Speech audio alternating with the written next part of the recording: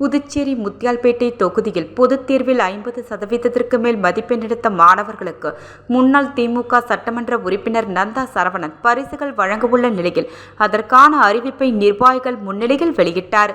புதுச்சேரி முத்தியால்பேட்டை தொகுதியில் மாணவர்களை ஊக்குவிக்கும் வகையில் 10 மற்றும் 12ஆம் வகுப்பு பொதுத் தேர்வில் 50% மேல் மதிப்பெண் பெற்ற மாணவ மாணவிகள் அனைவருக்கும் தொகுதி முன்னாள் சட்டமன்ற உறுப்பினர் நந்தா சரவணன் விரைவில் பரிசுகள் வழங்க உள்ளார்.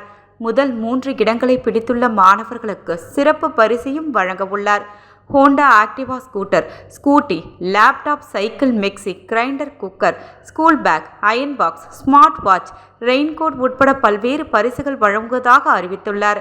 அதன்படி முத்தியால்பேட்டை தொகுதியை சார்ந்த மாணவ மாணவிகள் முத்தியால்பேட்டை முன்னாள் எம்எல்ஏ நந்தா சரவணன் திமுக அலுவலகத்தில் இன்று முதல் உங்கள் விவரங்களை அளித்து பதிவு செய்து கொள்ளலாம் என தெரிவித்துள்ளார். இதற்கான அறிவிப்பை முத்தியால்பேட்டை தொகுதி தலைமை அலுவலகத்தில் நிர்வாகிகள் முன்னிலையில் முன்னாள் எம்எல்ஏ நந்தா சரவணன் வெளியிட்டார்.